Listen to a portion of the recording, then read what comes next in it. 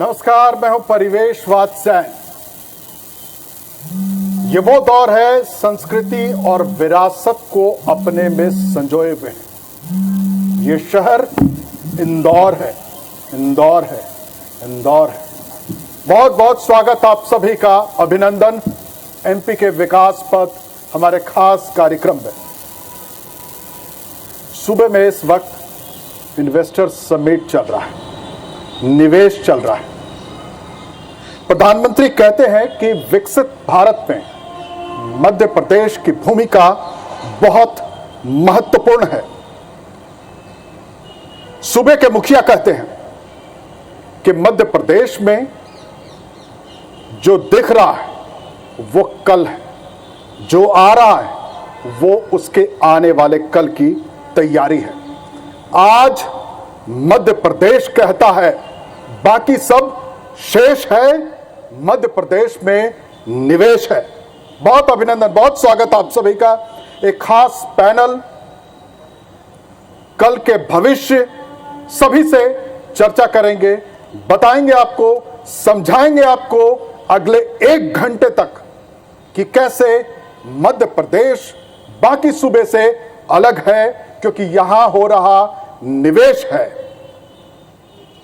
हमारे साथ खास कार्यक्रम, खास मेहमानों का पूरा एक पैनल है। 4 मेहमान है इस वक्त हमारे साथ, लेकिन उससे पहले मैं जरा आपको समझाने की कोशिश करता हूं कि मध्य प्रदेश में इस वक्त निवेश क्यों हो रहा है। सूबे के मुखिया कहते हैं कि ये शांति का टापू है, यहां निवेश करना उद्योगपतियों के लिए आसान है। यहां जो भारत देश का जो जीडीपी है उसमें 4.6% हिस्सा इस प्रदेश का है, इस सूबे का है। इसलिए ये खास है क्योंकि यहां सिंगल विंडो सिस्टम के जरिए उद्योगपतियों को उद्योग लगाने की हर सुविधा मुहैया कराई जाती है। यहां तकरीबन 2 लाख हेक्टेयर का लैंड बैंक है। यह उद्योगपतियों को सुनिश्चित करता है कि इस प्रदेश से बेहतर कुछ नहीं। हमारे पास 4 फील्ड के 4 बड़े एक्सपर्ट, इनके जरिए समझते हैं। सबसे पहले गौतम कोठारी साहब हैं, प्रेसिडेंट है पीथमपुर इंडस्ट्री एसोसिएशन से। कोठारी साहब कोठारी ग्रुप के चेयरमैन हैं, समाजसेवी हैं, शिक्षाविद हैं, उद्योगपति हैं। और कहा यह जाता है कि पीथमपुर में जो रेल लाइन लाई गई है उसमें इनकी भूमिका बहुत महत्ता रही है, अग्रणी रही है। पेशे से चार्टर्ड अकाउंटेंट है आप, इसलिए बेहतर मध्य प्रदेश के निवेश को समझते हैं कि कैसे विकास के पथ पर कैसे अग्रणी होगा ये पूरा सूबा। योगेश मेहता साहब हैं, प्रेसिडेंट हैं AIMP यानी association of industry Madhya Pradesh के। आपको 20 साल का एसोसिएशन चलाने का अनुभव है। आप ऐसी इंडस्ट्री का प्रतिनिधित्व करते हैं जिसमें copper, bronze, non furious metals और रेयर मेटल्स शामिल हैं। आप साइंस एंड टेक्नोलॉजी के काउंसिल के सदस्य भी हैं।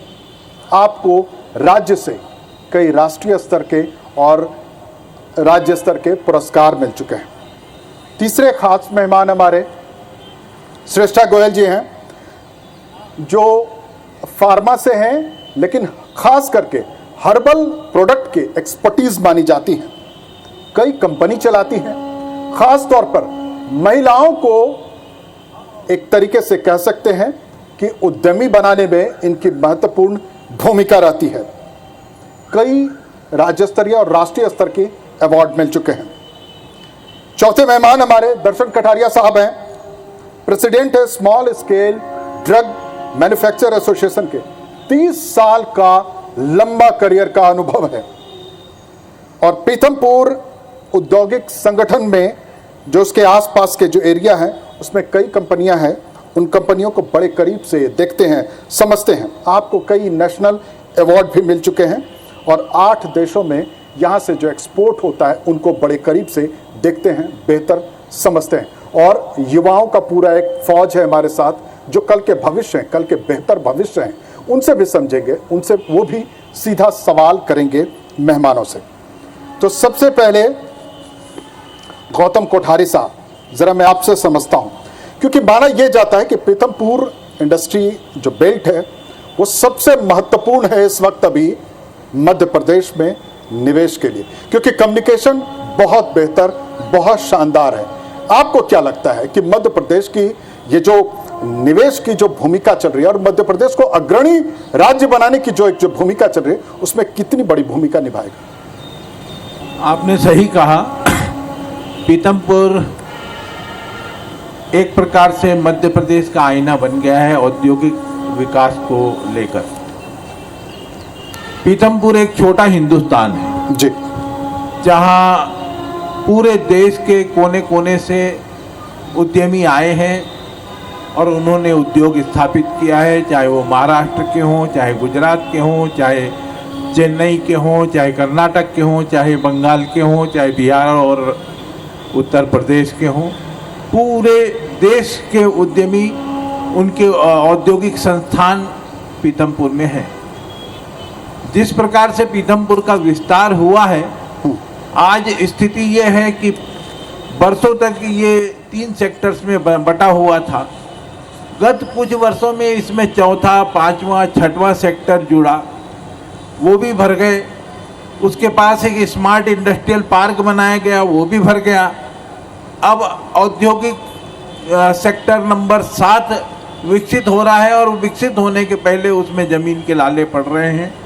इसका मतलब हर दृष्टि से पीथमपुर में इन्वेस्टर की नज़र है, हर कोई चाहता है कि पीथमपुर आ जाए। तो पीथमपुर निश्चित रूप से प्रदेश का एक अग्रणी ग्रोथ सेंटर तो बना ही है, साथ ही ये किसी ज़माने में डेट्रॉइट ऑफ इंडिया के रूप में जाना जा रहा था जब यहाँ पर ऑटोमोबाइल इंडस्ट्रीज आ रही थी। जब 1986-87 में तब हमारे यहाँ लाइसेंस राज था, तब ऑटोमोबाइल इंडस्ट्रीज को वहाँ पर लाइसेंस दिए गए थे। तब ऐसा लगने लगा था कि यहाँ सिर्फ ऑटोमोबाइल ही होंगी, लेकिन उसके बाद में जब टेक्सटाइल आने लगी तो ये मैनचेस्टर लगने लग गया। तो अब आप वहाँ जा कर के देखेंगे तो फार्मा के सारे बड़े नाम पीथमपुर में उपलब्ध हैं। वजह क्या लगता है कोठारी साहब की, ऐसी क्या व्यवस्था है या ऐसा क्या है जो फार्मा कंपनी खींची चली आ रही है?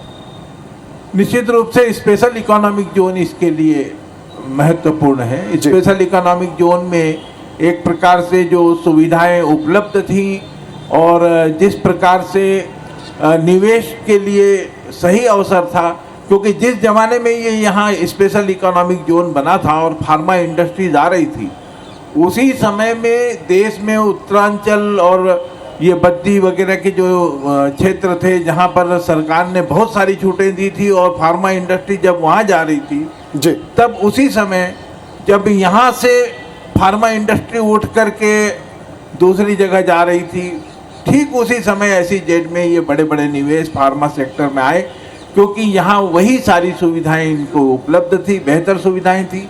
दूसरा, देश के सेंटर में है ये, तो एक प्रकार से लॉजिस्टिक की दृष्टि से भी देखा जाए तो पीथमपुर जो है वो पूरे देश के लिए बिल्कुल सेंटर में होने के कारण जी, अगर यहाँ से किसी भी प्रकार के गुड्स को ट्रांसपोर्ट करना हो तो देश के 75% भूभाग में हम रोड से 24 घंटे में पहुँचा सकते हैं जी। ये हमारी सेंट्रल लोकेशन की ताकत है। तो इस प्रकार से पीथमपुर एक स्ट्रेटेजिक लोकेशन बन गया है। साथ में इंदौर है, इंदौर के पास में अब इतना बढ़िया एयर कार्गो हब भी शुरू हो गया है जी। तो एयर कार्गो की फैसिलिटी भी बन रही है, दूसरी तरफ रोड की डायरेक्ट कनेक्टिविटी हो रही है और रेल कनेक्टिविटी अभी थोड़ी दूर है, लेकिन वो आने वाले 1-2 वर्षों में वो भी बहुत बेहतर हो जाना चाहिए। तो निश्चित रूप से ये स्ट्रेटेजिक लोकेशन है। डॉक्टर दर्शन कटारिया साहब, मैं जरा आपसे समझूंगा, क्योंकि जो कोठारी साहब कह रहे हैं कि फार्मा के बेल्ट के लिए बड़ा मुफीद जगह है, वो सुविधाएं हैं, वो कम्युनिकेशन है। आपको क्या लगता है कि क्या ये बेसिक पॉइंट्स जो हैं ये यही बेहतर हैं? ये तो सब सही है जो गौतम कोठारी जी ने बताया है जी। पर इसके अलावा एक जो मुख्य चीज़ है वो ये है कि बहुत सारी दवाइयाँ जिनके पेटेंट एक्सपायर हुए पिछले 2-3 सालों में और अगले 2-3 सालों में और होने वाले हैं। तो कास्ट ऑफ मैन्युफैक्चरिंग हमारे इंडिया में कंपेयर टू वेस्टर्न कंट्रीज के 1/3 है जी। तो हमारी जो कास्ट कम्पिटिटिवनेस है उसके कारण यहाँ से डिमांड बहुत ज़्यादा है और वो डिमांड पूरी करने के लिए इन्वेस्टमेंट की आवश्यकता है। अभी और इन्वेस्टमेंट की आवश्यकता है। वजह क्या है डिमांड की? डिमांड की वजह यह है कि चूंकि उनके पेटेंट एक्सपायर हो गए हैं, अब उनके पेटेंट एक्सपायर होने के बाद में उनको कोई भी बना सकता है और जब कोई भी बना सकता है तो हमारी कास्ट ऑफ प्रोडक्शन कम है। जब हमारी कास्ट ऑफ प्रोडक्शन कम है तो हम ग्लोबली बहुत कॉम्पिटिटिव हैं और इस कारण से हमारे यहाँ डिमांड बढ़ रही है और ये डिमांड अभी अनफुलफिल्ड है और इसको फुलफिल करने के लिए हमें और तेजी से और ज़्यादा निवेश को आकर्षित करना होगा और ज़्यादा हमें इन्वेस्ट करना होगा और प्रोडक्शन कैपेसिटीज अपने को डेवलप करना होगी, बिल्डअप करना होगा। मतलब सरकार के तरफ से जो सुविधा, जो सपोर्ट होना चाहिए वो सब कुछ है? सरकार की तरफ से सब कुछ है, प्राइवेट प्लेयर की तरफ से भी सब कुछ है। चूंकि दोनों तरफ से सारी चीज़ें सही चल रही हैं इसलिए विकास हो रहा है, लेकिन विकास में और तेजी की संभावना है और तेजी होना चाहिए। नहीं, यहाँ से मैं ये कहता हूँ क्योंकि सरकार इस वक्त, क्योंकि चुनावी दौर भी है आने वाले साल में, इसी वर्ष है चुनाव, तो यहाँ से एक ऐसा स्टेप हो सकता है, क्योंकि सरकार कह रही है कि वो सब कुछ हम दे रहे हैं, आप आइए, इन्वेस्ट कीजिए, इंडस्ट्री लगाइए, तो वो ऐसा क्या लग रहा है कि यहाँ से एक नेक्स्ट लेवल का जंप फार्मा कंपनी को अब मिलने वाला है, जो स्मॉल स्केल इंडस्ट्री फार्मा की है।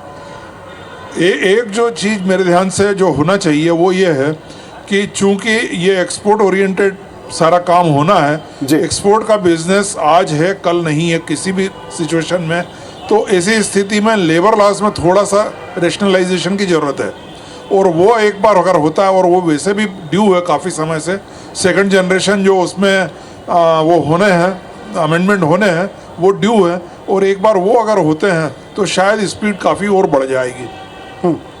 लेबर लॉस के इसके अमेंडमेंट की ज़रूरत है उसमें।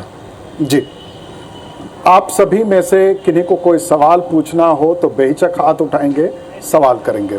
श्रेष्ठा जी, आप क्योंकि फार्मा कंपनी से ही एसोसिएट हैं, हालांकि आपके प्रोडक्ट, आपके जो एक्सपर्टीज है वो हर्बल पर है, क्या लगता है कि हर्बल के लिए जो एरिया है और खास करके ये जो सूबा है, क्या वो सारी सुविधा यहाँ पर आपको मुहैया हो जाती है कि और भी जो ऐसे प्रोडक्ट को लेकर के लोग इंडस्ट्री लगाएं, यहाँ पर लोग आएं और एक नई शुरुआत करें यहाँ से? मध्य प्रदेश में बहुत सारी जड़ी बूटियाँ उपलब्ध हैं और उनका प्रयोग करके हर्बल कंपनियाँ कई तरह की दवाइयों का निर्माण कर रही हैं जो कि पूरे विश्व में सप्लाई हो रही हैं। तो हर्बल कंपनियों के लिए स्कोप बहुत ज़्यादा है। अगर बाहर से कंपनियां निवेश करती हैं, मध्य प्रदेश में इंडस्ट्री लगाती हैं इस तरह की, तो उनको कॉस्ट भी बहुत कम आएगी और प्लस उनका जो प्रॉफिट है वो भी बहुत ज़्यादा रहेगा। और हर्बल कंपनियों के लिए जो एक सबसे बड़ी बात है कि आजकल के लोगों में जो कॉस्मेटिक हैं वो युवाओं में भी हर्बल की तरफ रुझान ज़्यादा है। लोग केमिकल फ्री प्रोडक्ट्स यूज़ करना कम पसंद कर रहे हैं और हर्बल चीज़ों का यूज़ ज़्यादा कर रहे हैं और इसके लिए ये बहुत अच्छा स्कोप है एमपी में अगर कंपनियां निवेश करती हैं। कहते हैं कि ये वो जो दौर चल रहा है ना, ये दौर भी आजकल हर्बल का ही चल रहा है। लोग मतलब केमिकल से बचना चाहते हैं लोग, और हमारे स्वदेशी प्रोडक्टों की तो बात ही अलग है। इसके साथ ही एमपी के लिए मैं बोलना चाहूँगी कि यहाँ पर जो है जहाँ का जो माहौल है, जो वर्किंग का जो क्लाइमेट है वो बहुत सूटेबल है। अगर यहाँ कोई भी इंडस्ट्री लगाते हैं तो ना बहुत ज़्यादा ठंड है यहाँ, ना बहुत ज़्यादा गर्मी, ना बहुत बरसात, काम करने के लिए बहुत अनुकूल परिस्थितियाँ रहती हैं। इवन कोई भी इंडस्ट्री 24 घंटे भी अगर चलाना चाहे तो बहुत आराम से चला सकता है। तो हमेशा ही ये जो रॉ मटेरियल ये कहाँ से प्रोवाइड होगा आपका? कई लोग ये जानना चाह रहे हो कि रॉ मटेरियल जो आएगा वो कहाँ से आएगा, कैसे आएगा, इसके बारे में क्या लगता है आपको? रॉ मटेरियल यहाँ एमपी में ही बहुत सारे जो वेंडर्स हैं, सप्लायर्स हैं, मौजूद हैं। इवन प्रोडक्शन यहीं पे होता है, छोटे एमएसएमईज हैं, वहाँ से भी मिल जाता है। तो ये हमारा स्वदेशी ही प्रोडक्ट हम लोग रॉ मटेरियल यूज़ करके अच्छे प्रोडक्ट का निर्माण कर सकते हैं। सरकार से ऐसा भी बात किया जा सकता है कि सरकार को कहा जाए कुछ एरिया नोटिफाइड कर दे जहाँ की इस तरह की जड़ी बूटियों के प्लांट को लगाया जाए, ऐसा हो सकता है? बिल्कुल हो सकता है। इसके लिए सरकार कई तरह की स्कीम्स भी चला रही है। इवन फॉरेस्ट डिपार्टमेंट या दूसरे डिपार्टमेंट भी जो हैं वो कई तरह के इस तरह के प्लान्स रन कर रहे हैं जिसमें जड़ी बूटियों के उत्पादन पे बहुत ज़ोर दिया जा रहा है और उसके लिए विशेष तौर पे सब्सिडीज़ और कई सारे अरेंजमेंट्स हैं। जी, क्योंकि आप इसके साथ ही आधी आबादी की भी प्रतिनिधित्व करती हैं, है ना? आप ऐसे उद्यमी, महिला उद्यमी आप पैदा कर रही हैं, आप उनको मोटिवेट करती हैं, तो क्या लगता है आपने कितना लगाव देखा अब तक महिलाओं में? देखिए, जो इंदौर में है स्टार्टअप करीब 700 के अप्रॉक्स काउंटेबल हैं कि इतने स्टार्टअप इंदौर में हैं, जिसमें 27% स्टार्टअप की जो फाउंडर हैं वो महिलाएं हैं। तो मैं बोल सकती हूँ कि जो महिलाएं हैं वो बहुत ज़्यादा रुचि दिखा रही हैं बिजनेस में।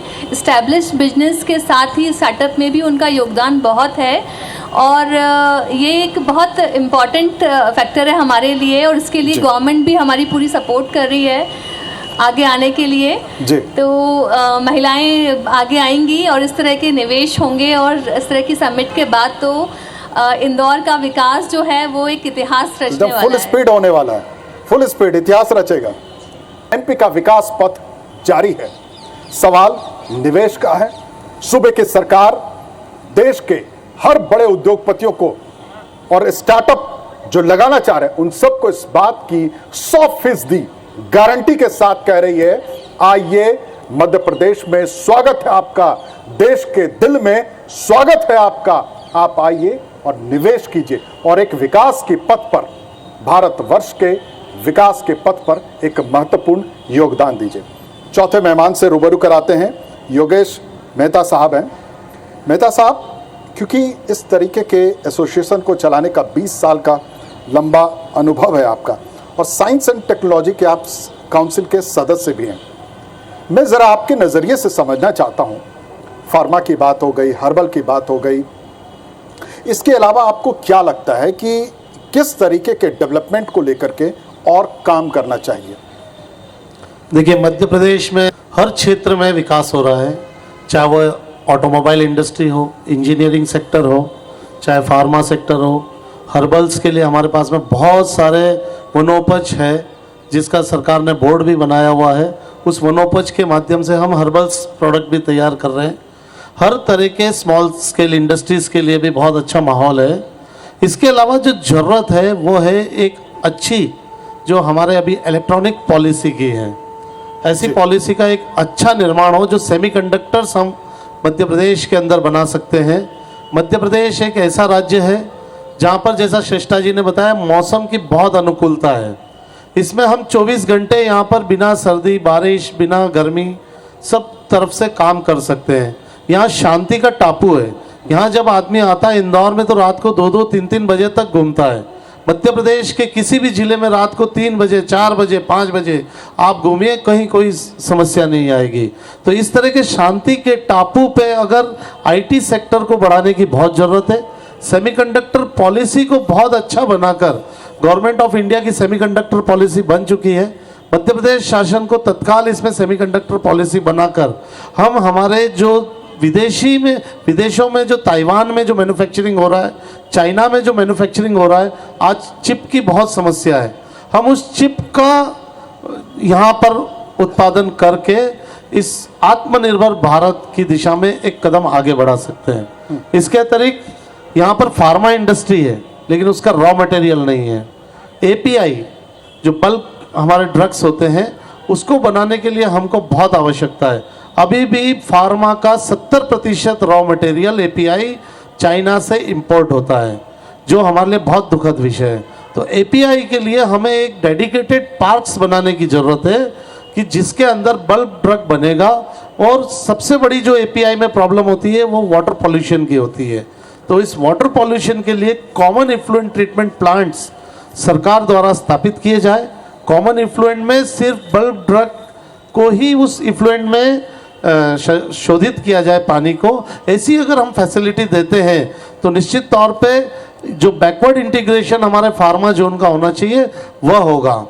इसके अलावा हमको जो लॉजिस्टिक्स है वो वाकई में हमारी जो मध्य प्रदेश की ताकत है वो सेंट्रली लोकेशन की है, जैसा गौतम कोठारी साहब ने बुलाया। हमारा जो कोर है मध्य प्रदेश का वो मध्य क्षेत्र में होने का हमारा ताकत है, इसका हमें भरपूर उठाना चाहिए फायदा। तो लॉजिस्टिक्स पार्क का निर्माण करके यहाँ पर विभिन्न प्रकार के लॉजिस्टिक्स, चाहे वो एयर कार्गो हो, चाहे रेल कार्गो हो, चाहे रोड कार्गो हो, इन सब के निवेशकों को यहाँ आमंत्रित करके, बड़ी कंपनीज को यहाँ आमंत्रित करके उनका जो माल का ट्रांसफॉर्मेशन है वो इंदौर या उसके आसपास, भोपाल, ये पूरा मध्य प्रदेश है, यहाँ से होना चाहिए।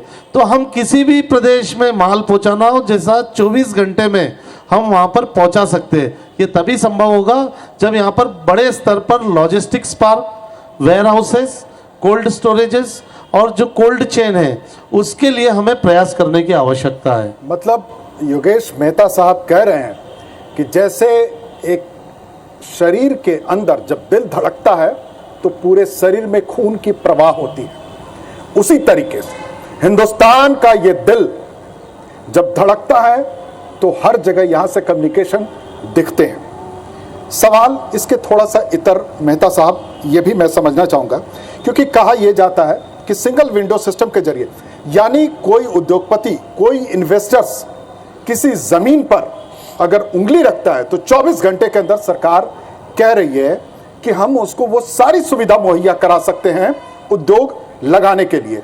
तो उस रोड मैप पर आप कितना सफल पाते हैं? देखिए, सरकार की मंशा बहुत अच्छी है, सरकार नो डाउट बहुत अच्छा काम कर रही है। हमारे मुख्यमंत्री शिवराज सिंह चौहान जी जो कह रहे हैं वो करना भी चाह रहे हैं, लेकिन कहीं न कहीं रेड टेपिज्म इस मध्य प्रदेश पर थोड़ा बहुत असर करता है।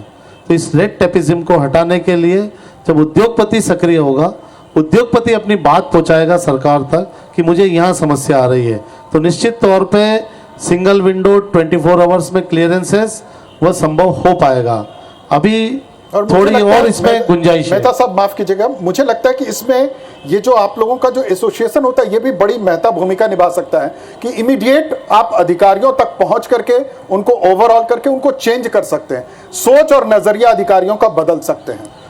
बहुत पिछले 20 सालों में बहुत नजरिया बदला है। वर्ष 2000 के पहले यहाँ पर अधिकारियों का कोई रुझान नहीं था इंडस्ट्री के प्रति। 1990 से लेकर 2004-5 तक इंडस्ट्रियां बंद होती गई, पूरी तरीके से इंडस्ट्रियां, पीथमपुर खाली हो चुका था, पूरे एनपीए हो चुके थे इंडस्ट्रियों के अकाउंट्स। लेकिन जब पुनः इसको जब गतिशील बनाया गया, कई तरह के रिवाइवल प्लान्स लाया गया इंडस्ट्री को, उनके कर्जे पे थोड़ा सा माफ़ किया गया, उनके ऊपर जो कर बकाया थे उनमें छूट प्रदान की गई, और नई सोच, नई तकनीक के साथ भारत ने और मध्य प्रदेश में पीथमपुर ने जब अपना कदम आगे बढ़ाया, तो आज ये बदला हुआ परिवेश हम सब देख रहे हैं। किस प्रकार से यहाँ पर सड़कों का जाल बिछाया गया, किस प्रकार से पीथमपुर में पानी नहीं था इंडस्ट्री को, तो 800 करोड़ रुपए लगाकर माही नदी से पानी लाया गया। ये बहुत बड़ी उपलब्धि है। हमारे यहाँ बिजली नहीं थी, शाम को 6 बजे से लेकर 8 बजे तक बिजली शहर के अंदर नहीं होती थी, और 4000 मेगावाट का कुल उत्पादन था, जिसको 25,000 मेगावाट उत्पादन कर दिया गया। इसके अलावा हमारा जो जीडीपी था वो बहुत माइनस में था। आज हमारा प्रदेश में जीडीपी सबसे ज़्यादा है, वह है 19.7%। जी बिल्कुल। तो इस प्रकार से विकास दिख रहा है, लेकिन इसको और गतिशील बनाने की जरूरत है। अगर हमें चाइना से आगे जाना है, अमेरिका से आगे जाना है, तो इस रफ्तार को तेज करने की जरूरत है, और मध्य प्रदेश के अंदर वो पोटेंशियल है कि हम उसको तेज कर सकते हैं। मैं वही कह रहा हूं कि ये सब कुछ तब पॉसिबल होता है जब जो ड्राइविंग सीट पर, यानी जो सूबे का मुखिया है, नजर और नजरिया बिल्कुल साफ और स्पष्ट होता है कि कैसे देश की आर्थिक व्यवस्था में एक सूबा, एक राज्य कैसे अपनी महत्ता जिम्मेदारी निभा सकता है, कैसे आर्थिक तौर पर अपने आप को आत्म सुरक्षा के साथ कैसे स्वावलंबित करता है। आप कुछ कहना चाह रहे थे कोठारी साहब? जी भाई। मेरा कहना यही है कि मैं 1985-86 की बात करना चाहता हूँ। जी। तब ये मध्य प्रदेश में 1800-2000 मेगावाट बिजली थी जी और सरप्लस पावर था।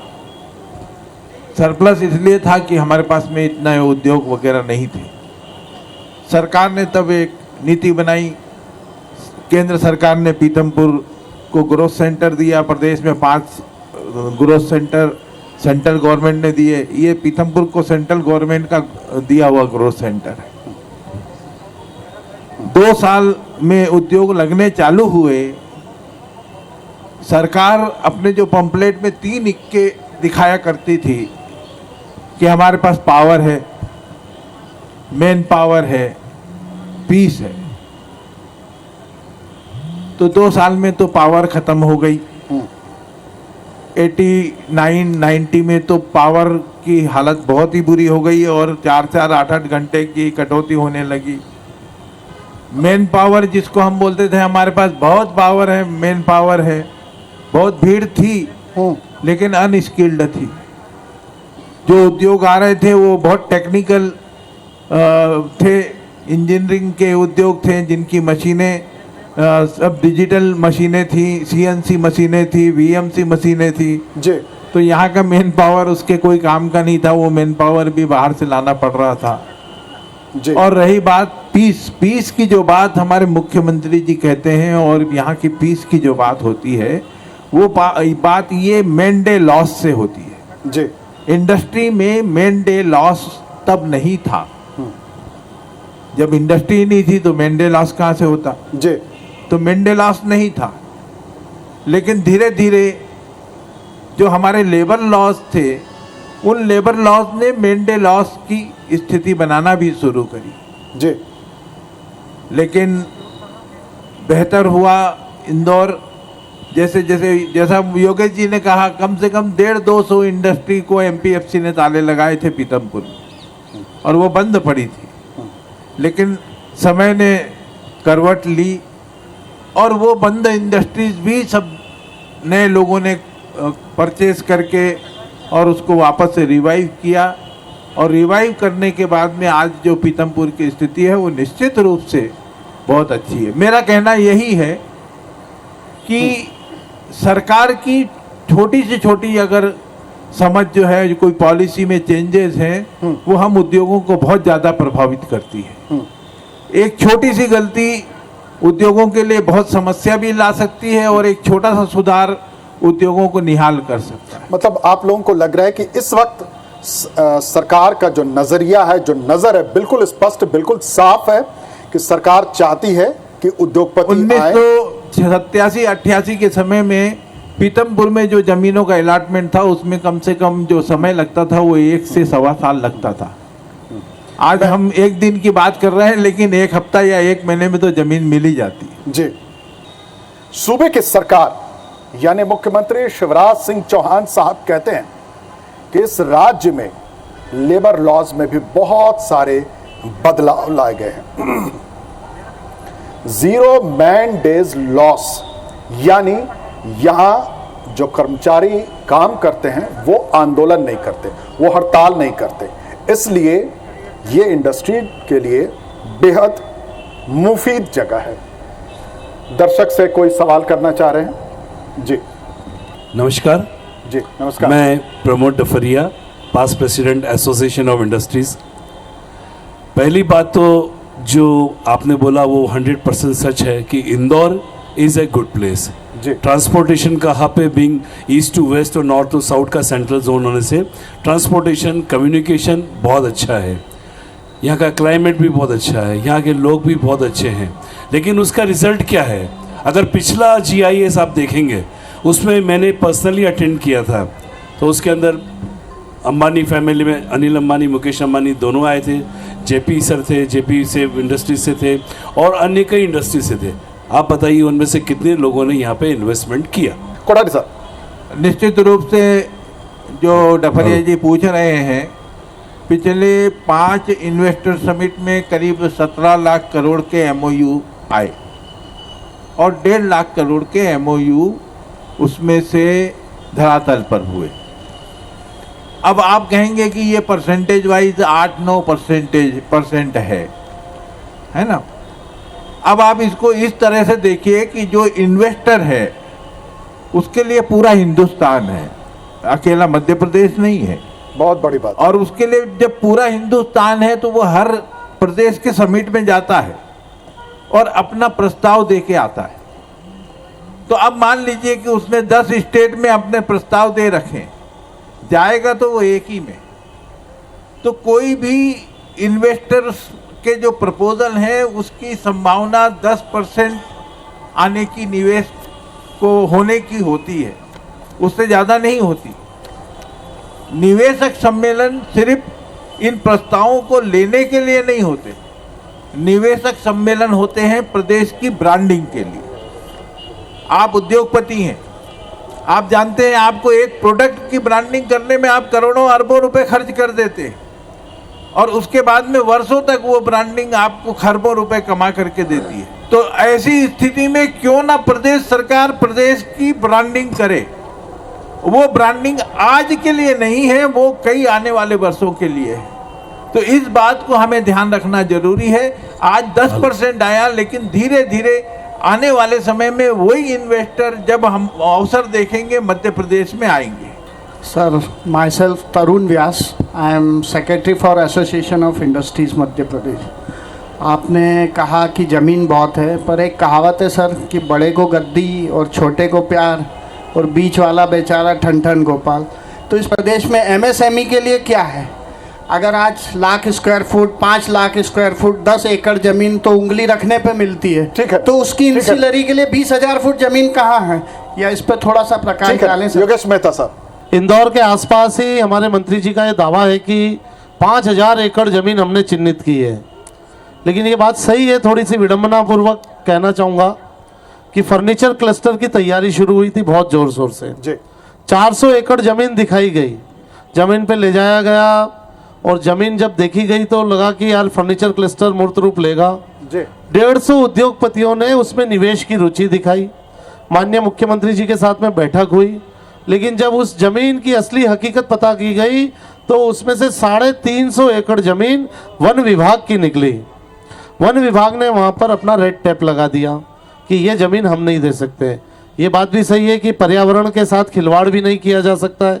अगर वन की ज़मीन है और वन की ज़मीन पे उद्योग लगना है तो ये शहर और देश की जनता कभी नहीं चाहेगी। बिल्कुल।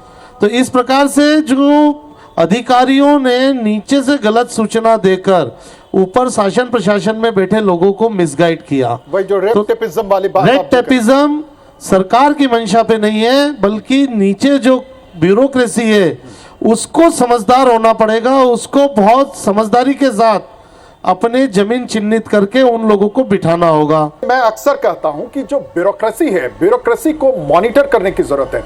सरकार क्या है, पॉलिटिकल सिस्टम होता है, वो चाहती है कि राज्य में, सूबे में विकास हो, क्योंकि हर 5 साल पे उनको एक परीक्षा देना होता है।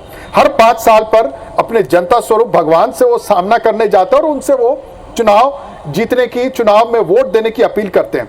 लेकिन सवाल यही होता है कि जो ब्यूरोक्रेसी है, उस ब्यूरोक्रेसी का भी नजर और नजरिया दोनों बदलना होगा। अगला सवाल। मेरा नाम सुनीता जैन है। आपसे ये पूछना है, यहाँ जो सिंगल विंडो सिस्टम है वो एक दिन में ज़मीन देने की जो बात है और जो सिंगल विंडो सिस्टम है, उन दोनों पर मेरा प्रश्न चिन्ह ये है कि ना तो सिंगल विंडो सिस्टम में पूरा काम कभी हो सकता है, ना हुआ है, और ना ही एक दिन में ज़मीन देने की कोई बात कभी भी सफल हो सकती है, क्योंकि हम लोग महिला क्लस्टर के लिए 1 साल से कोशिश कर रहे हैं। सवाल 24 घंटे को लेकर के जी श्रेष्ठा जी कुछ कहना चाहते हैं। 24 घंटे के अंदर सरकार कहती है कि आप जिस जमीन पर हाथ रखेंगे सिंगल विंडो सिस्टम के जरिए 24 घंटे में हर सुविधा हो जाएगी।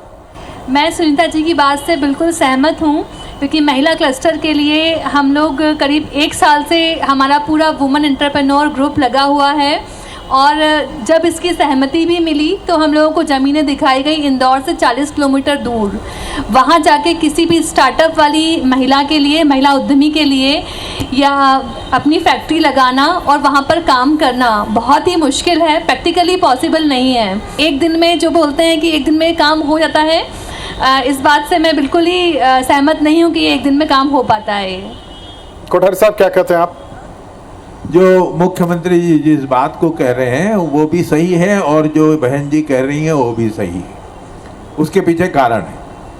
मुख्यमंत्री जी ने कहा कि आप नक्शे पे उंगली रख दीजिए। नक्शा वो जो 2 लाख किलोमीटर आइडेंटिफाइड जमीन है, वो जमीन के नक्शे पे आप ऑनलाइन अपनी उंगली रख दीजिए, आपको जमीन अलॉट हो जाएगी। उसमें वो गलत नहीं है, क्योंकि उसको ऑलरेडी उसमें ऑनलाइन डाला हुआ है। लेकिन जो बहन जी कह रही हैं या जो स्मॉल स्केल इंडस्ट्रियलिस्ट कह रहे हैं कि स्मॉल स्केल इंडस्ट्री के लिए तो बात वो भी सही है कि वो शहर से दूर जाकर के और वाइबल नहीं हो सकते वो यूनिट, और महिलाओं के लिए तो विशेष रूप से शहर से लगी हुई जमीन होना ही चाहिए।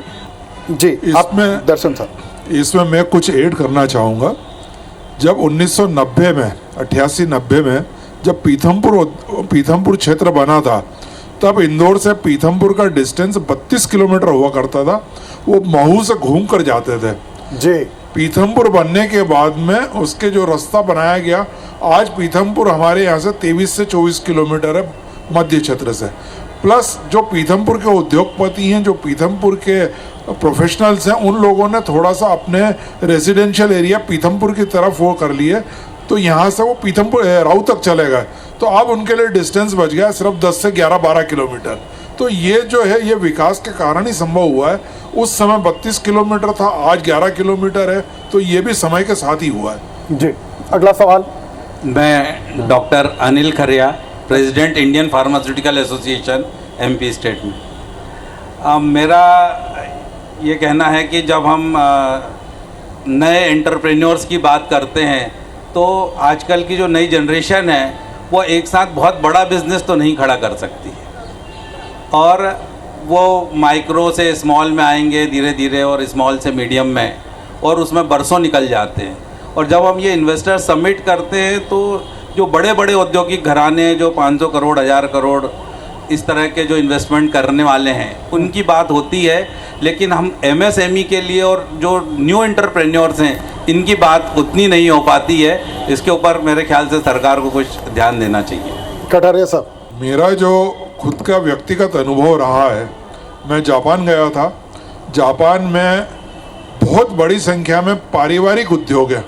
लघु उद्योग नहीं कहते उनको, पारिवारिक उद्योग कहते हैं, जिसमें परिवार के 4 जने काम कर रहे हैं, परिवार के 2 जने काम कर रहे हैं, इस तरीके का उद्योग है।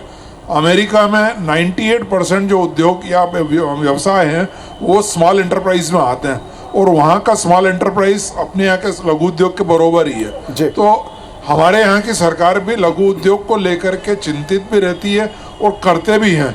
लेकिन होता ये है कि चूँकि लघु उद्योग में बहुत सारे नंबर होते हैं, किसी के लिए हो जाता है या मैक्सिमम के लिए हो जाता है, 70-80% लोगों के लिए हो जाता है, पर जो 10-20% के लिए नहीं हो पाता है या उनको संतुष्टि नहीं हो पाती है, तो थोड़ा सा विरोध के स्वर ज़्यादा रहते हैं। बाकी अदरवाइज सरकार की न तो मंशा गलत है, न उनकी मंशा में कोई कमी है, तो हमें उस पॉजिटिव नज़रिए से उसको देखना चाहिए। सोच और नज़रिया बदलने की जरूरत है। जी, अगला सवाल। जी नमस्ते, मैं सूर्यांश सैनी IIPS कॉलेज में अभी अध्ययनरत हूँ। मेरे 2 छोटे प्रश्न हैं।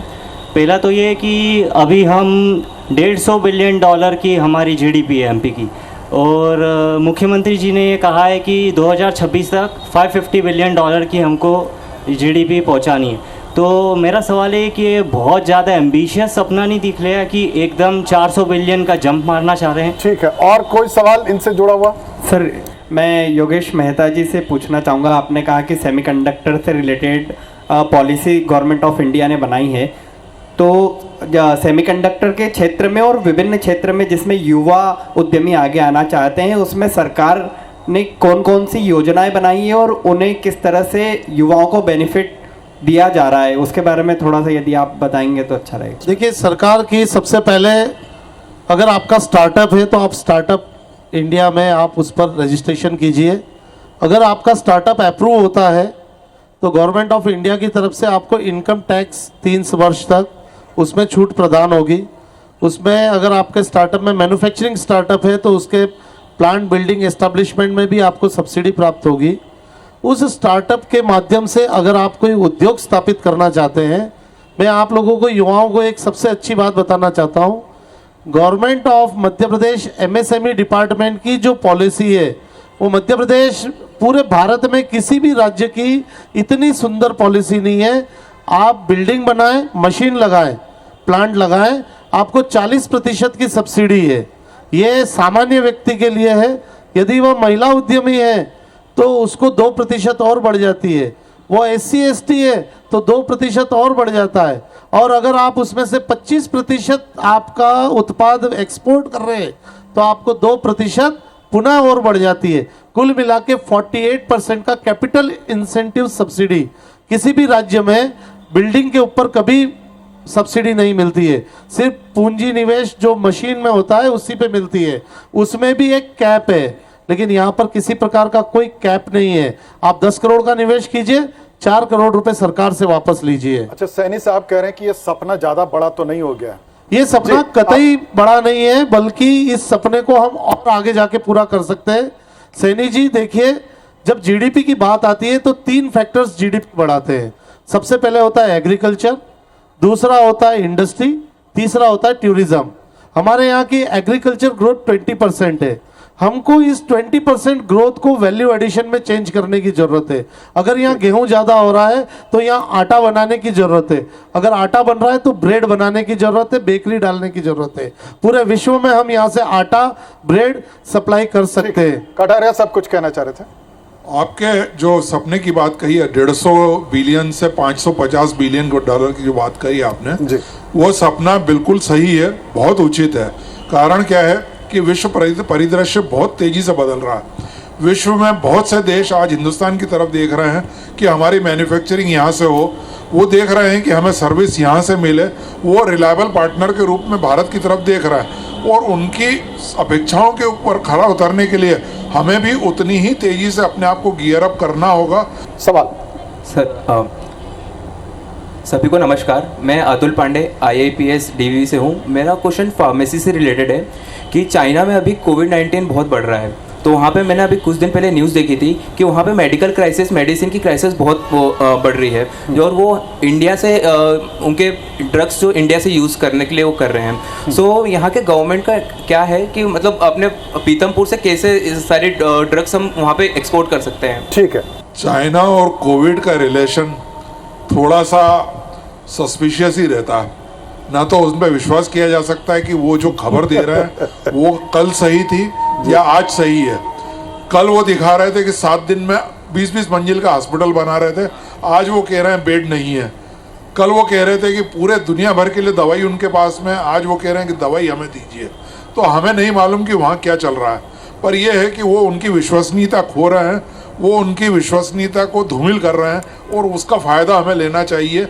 हमें उनको, अगर उनको ज़रूरत है वो डिमांड करेंगे तो हमारे यहाँ की सरकार पॉजिटिवली रिस्पॉन्ड करते हुए उनको भी देगी, दवाई देगी, वैक्सीन देगी, जो चाहिए वो देगी, लेकिन डिमांड तो उनको करना होगी। इसके अलावा सूबे के मुखिया बिहार मुख्यमंत्री शिवराज सिंह चौहान साहब कहते हैं, और वो दिख भी रहा है, टूरिज्म हब बनाने को लेकर के महाकाल कॉरिडोर उसका एक बहुत बड़ा एग्जाम्पल है। चीता, उसका कूनो अभ्यारण्य एक बहुत बड़ा एग्जाम्पल है। और भी ऐसे कई सेगमेंट्स हैं जिन सेगमेंट्स पे सरकार काम कर रही है। तो टूरिज्म सेक्टर कैसे मध्य प्रदेश की अर्थव्यवस्था को संगठित, सुसज्जित और शक्तिशाली बनाएगा, इसको जरा समझने की जरूरत है। कोई सवाल टूरिज्म से जुड़े हुए? सर देखिए, मध्य प्रदेश का जो वन क्षेत्र है वो भारत में किसी भी राज्य का सबसे बड़ा वन क्षेत्र है, और ये वन ही हमारी ताकत है। अगर इस वन क्षेत्र को लेकर इको टूरिज्म के लिए काम किया जाए तो मैं समझता हूँ कि इसकी जीडीपी की जो भाई साहब ने प्रश्न पूछा था वो बहुत आसानी से हल होगा। और टूरिज्म एक ऐसा सेक्टर है जहाँ सबसे ज़्यादा एम्प्लॉयमेंट जनरेट होता है।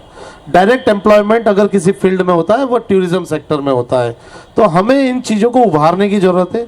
हमारे जो वन है, अभी हमारे प्रधानमंत्री नरेंद्र मोदी जी द्वारा कूनो अभ्यारण्य प्रारंभ किया गया शिवपुरी के पास में। ऐसे कई प्रकार के अभ्यारण्य, चीते लाए जा रहे हैं, बाघ लाए जा रहे हैं, क्रोकोडाइल है, हमारे पास में ईगल है। तो ऐसे बहुत सारी छोटे छोटे प्रकार के प्रयोग करके सरकार टूरिज्म की तरफ बहुत फोकस है। हमें संगठित होके बड़े बड़े निवेशकों को यहाँ आकर्षित करना होगा, यहाँ फैसिलिटी डेवलप करना होगी। अभी उज्जैन में देखिए महाकाल लोक बना, महाकाल लोक के बाद में वहाँ पे कोई होटल कभी खाली नहीं रहा, लेकिन वहाँ प्रीमियम होटल्स की कमी है। उज्जैन के अंदर एक वेडिंग डेस्टिनेशन की ताकत है, अगर वहाँ पर वेडिंग डेस्टिनेशन सेंटर्स बनाए जाए, वैसे कन्वेंशन सेंटर्स, मैरिज हॉल्स और होटल्स का अगर निर्माण किया जाए तो पूरे भारत का जो वेडिंग जयपुर और उदयपुर में जाता है वो निश्चित तौर पे उज्जैन में भी वो वेडिंग हो सकता है। आपको पॉलिसी बनाने की ज़रूरत है कि वेडिंग हो रहा है तो वेडिंग में जो लोग आए दूल्हा दुल्हन, उनको भस्म आरती की सुविधा उस होटल के माध्यम से महाकाल प्रशासन करवाएगा।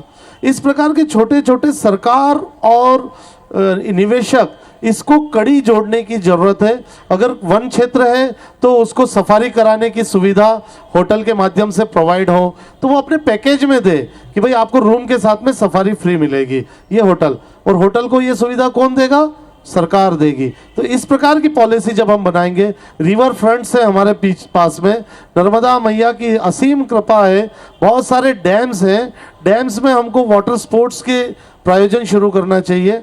डैम के पास में टेंट सिटी हमारे उत्सव होते ही हैं, तो ऐसे सभी डैम्स के आसपास में हमें टेंट सिटी लगा के 1 महीना 2 महीना 3 महीना हम वहाँ पर बहुत अच्छी जीडीपी और बहुत अच्छा रोजगार वहाँ प्रोवाइड करवा सकते हैं। तो टूरिज्म को लेकर अपार संभावनाएं हैं। बहुत खजुराहो हमारा बहुत अच्छा इंटरनेशनल डेस्टिनेशन है। ब्रांडिंग की ज़रूरत है। हॉस्पिटैलिटी के जो मायने हैं 5 स्टार, उसको हमें आगे ले जाने की ज़रूरत है। हितेश जी कह रहे हैं कि मतलब अब ब्रांडिंग की ज़रूरत है इस वक्त, आपको लगता है? बिल्कुल, मुझे लगता है कि ब्रांडिंग की ज़रूरत है, और बहुत सारे एरिया जैसे हमारे इंदौर के पास ही मांडव है, महेश्वर है जी, पर ये जो टूरिस्ट प्लेस है ये इतनी इसकी ब्रांडिंग बाहर नहीं हुई है। लोग आते तो हैं लेकिन सुविधाएं उतनी नहीं हैं, जबकि ये बहुत ही ब्यूटीफुल प्लेसेस हैं और गवर्नमेंट को इसके साइड थोड़ा सा ध्यान देना चाहिए। और जब आप देखो दूसरी स्टेट में बहुत छोटी छोटी सी प्लेसेस को उन्होंने बहुत ज़्यादा उसकी मार्केटिंग की हुई है, जैसे रणथंभौर के जंगल लोग इतना उसको जाना पसंद करते हैं, जबकि हमारे एमपी के जंगल उनसे कहीं बेहतर हैं। तो सरकार कर रही है धीरे धीरे ब्रांडिंग प्रोसेस में, तो सरकार आई है। जी कुछ कहना चाह रहे थे कटारे साहब? टूरिज्म का एक और एस्पेक्ट है मेडिकल टूरिज्म। आज विश्व के कई देशों में मेडिकल सर्विसेज की कंडीशन बहुत ख़राब स्थिति में है, इंक्लूडिंग अमेरिका जैसे कंट्री में जहाँ पर मेडिकल की सर्विसेज बहुत महंगी है। यूके में टाइम लेग बहुत ज़्यादा है, सिंपल से ऑपरेशन के लिए 6-6 महीने की वेटिंग है। तो ऐसे में अगर हम प्रोवाइड करें तो हमारे यहाँ क्रॉनिक डिजीज़ के लिए, कार्डियक डिजीज़ के लिए, नी जॉइंट रिप्लेसमेंट के लिए, ऑफ्थेल्मिक और डेंटल प्रॉब्लम के लिए काफ़ी सारा मेडिकल टूरिज़्म बढ़ाया जा सकता है। और मैं समझता हूँ कि आज करीब करीब इंदौर भी, और इंदौर के अलावा पूरे देश के कई शहर मेडिकल फैसिलिटीज़ के साथ में इतने इक्विप हो गए हैं कि भारत के 2 करोड़ जो विदेशों में रहते हैं, अगर उन्हीं को इन्हीं फर्स्ट स्टेज में अगर हमने अट्रैक्ट कर लिया तो वो 20 करोड़ लोगों को अट्रैक्ट कर लेंगे, और मेडिकल टूरिज्म अपने आप में बहुत बड़ा व्यापार लाके दे सकता है। सवाल कोई करना चाह रहे हैं? जी, मैं अंकुश जंडोतिया, छात्र IAPS MBA स्टूडेंट। मेरा क्वेश्चन है, जितना इन्वेस्टमेंट हो रहा है उससे कितना एम्प्लॉयमेंट जनरेट होएगा, कितना परसेंट? जी, एम्प्लॉयमेंट कितना परसेंट जनरेट होगा? देखिए, प्रतिशत बताना एकदम संभव नहीं हो पाएगा, लेकिन जो निवेश हो रहा है उसमें एम्प्लॉयमेंट जनरेट हो रहा है। मतलब रोजगार के आसार 100% हैं। जी, रोजगार बढ़ाने के लिए एक ही रास्ता है, और हमें वो रास्ता स्मॉल, माइक्रो और मीडियम इंडस्ट्रीज की तरफ ही ले जाता है। श्रेष्ठ। जब भी कोई इंडस्ट्री यहाँ पर आती है तो वो एक पिरामिड के जैसी होती है। जैसे जो हायर साइड में बैठा हुआ व्यक्ति है और सबसे निचले पायदान में बैठे जो लोग होते हैं, सबके लिए बहुत सारे अवसर लेके आती है। मतलब अगर कोई भी इंडस्ट्री यहाँ पर आएगी तो सभी के लिए अवसर बहुत सारे आएंगे। जो स्मॉल जो MSMEs हैं उनके लिए भी बहुत सारे अवसर अपने आप ही उपलब्ध होंगे। मैं एक स्टेटिस्टिक्स शेयर करना चाहूँगा इन्वेस्टमेंट और एम्प्लॉयमेंट के रिलेशन में। लार्ज स्केल इंडस्ट्री का एवरेज एम्प्लॉयमेंट पर करोड़ इन्वेस्टमेंट के पीछे 2 से 5 होता है। जबकि स्मॉल स्केल इंडस्ट्री का पर करोड़ के इन्वेस्टमेंट के पीछे 30 से 50 लोगों का एम्प्लॉयमेंट जनरेट होता है। ये एक स्टेटिस्टिक्स है। मेहता साहब कुछ कह रहे थे। एम्प्लॉयमेंट जो बढ़ेगा वो स्किल से बढ़ेगा। अभी भी इंडस्ट्री के अंदर बहुत गैप है स्किल्ड वर्कफोर्स की। मैं आपको एक उदाहरण देता हूँ। हमारे इंदौर में एक इंडो जर्मन टूल रूम है, वहाँ पर 900 बच्चे प्रतिवर्ष स्किल्ड होते हैं, एक भी बच्चा बेरोजगार नहीं है। स्किल पूरी ट्रेनिंग होने के पहले उनका एम्प्लॉयमेंट हो जाता है। आइशर, वॉल्वो, ये सारे बड़े उद्योग उनको अपने यहाँ ले जाते हैं। बड़े बड़े सीएनसी के ट्रेनिंग्स, हम परंपरागत जो हमारी ट्रेनिंग है उससे हट के हमें जो नए जमाने की जो मशीन्स है उस पर वर्क करने की जरूरत है। इंडस्ट्री को क्या डिमांड है वैसे हमें स्किल के हमारे प्रोग्राम्स बनाने की जरूरत है, वैसे कोर्सेज डिजाइन करने की जरूरत है। तो जो स्किल इंडिया और इंडस्ट्री इसको साथ बैठ के रियल टाइम में दोनों एक पटरी के जैसे जब चलेंगे तो मैं समझता हूं कि अनएम्प्लॉयमेंट वाला शब्द कहीं नहीं रहेगा। जरूरी नहीं है कि आप एक बड़ी डिग्री लेंगे। एक आखिरी सवाल जी। सर मेरा नाम स्वाति है, मेरी फर्म एडिबल कटलरी में डील करती है। सर यहाँ एम्प्लॉयमेंट अपॉर्चुनिटीज की बात हो रही है, क्या ये इन्वेस्टर समिट उस डेटा को रिपीट करेगी जो 28 सर ने बताया कि 17 लाख करोड़ का था और एक्चुअली इट हैपेंड इज 6.5? तो क्या ये timeline clearance of project and file को ध्यान में रखते हुए इन्वेस्टमेंट को बढ़ाएगी? आप क्या कहते हैं इस बारे में? क्या हम ये उम्मीद कर सकते हैं कि महिला क्लस्टर हम लाने के लिए प्लान कर रहे हैं या और भी जो इंडस्ट्रीज आ रही हैं उनके लिए स्कोप है और एक्चुअल होगा कुछ? ठीक है, ठीक है। स्कोप तो बहुत है, लेकिन जब किसी ज़माने में जो एग्रीमेंट होते थे वो एमओयू कहलाते थे। एमओयू में सिग्नेचर होते थे दोनों पार्टी के, सरकार के साथ में। बाद में इसकी बहुत आलोचना होने लगी। तो अब एक्सप्रेशन ऑफ इंटरेस्ट आप देखेंगे, आज जितना कुछ भी हुआ उसमें जो उद्योगपति आए उनने अपना इंटरेस्ट शो किया है। उस इंटरेस्ट को अगर आप ये मान लें कि वो कल के दिन धरातल पर आ ही जाएगा तो ये हमारा सोचना थोड़ा सा गलत है। जो परसेंटेज मैंने बताया तो ये एट ए टाइम, अब जब इतना बड़ा सम्मेलन हो रहा है, बहुत सारे उद्योगपति वहाँ हैं, कई बड़े उत्साहित भी होते हैं, उत्साहित होकर के घोषणा भी कर देते हैं। एग्जैक्टली सर, ये जो उत्साह से शुरू करते हैं लेकिन ये जो टाइम क्लियरेंस होता है ना वो सारा उत्साह ठंडा पड़ जाता है। इतनी परेशानी आती है। उम्मीद कीजिए कि इसी उत्साह से शुरू हुआ है और इसी उत्साह पर खत्म हो। मैंने 35 साल से औद्योगिक क्षेत्र को देखा है, उसकी लीडरशिप करते मुझे 34 साल हो गए हैं। मैंने ये देखा है कि इस बीच में जो अलॉटमेंट का टाइम लैंड का 1 साल था, आज वो घट के कम से कम महीने पे तो आ गया या हफ्ते पे तो आ गया। तो आप इसी उम्मीद को लेते रहिए और लगे रहिए और हम एसोसिएशंस की तरफ जरूर देखिए। हम लोग भी प्रयास करते रहते हैं कि आपकी कठिनाइयाँ दूर हो। इसीलिए आज जो सारे उद्योगपति आए हुए थे, सरकार को जो उन्होंने आशान्वित किया है, जो उन्होंने भरोसा दिलाया है, उनमें कई उद्योगपति हैं, जैसे रिलायंस ग्रुप है, अडानी ग्रुप है। अडानी ग्रुप ने कहा है कि मध्य प्रदेश के अंदर 60,000 करोड़ रुपए का निवेश करेंगे। वो अलग अलग सेक्टर में करेंगे, खनिज के सेक्टर में, ऊर्जा के सेक्टर में, कोयला के सेक्टर में। गोदरेज इंडस्ट्री, आईटीसी ग्रुप है, टाटा ग्रुप है, डालमिया ग्रुप है, अवाडा ग्रुप है और बिरला समूह ने कहा है कि 15,000 करोड़ रुपए का निवेश करेंगे।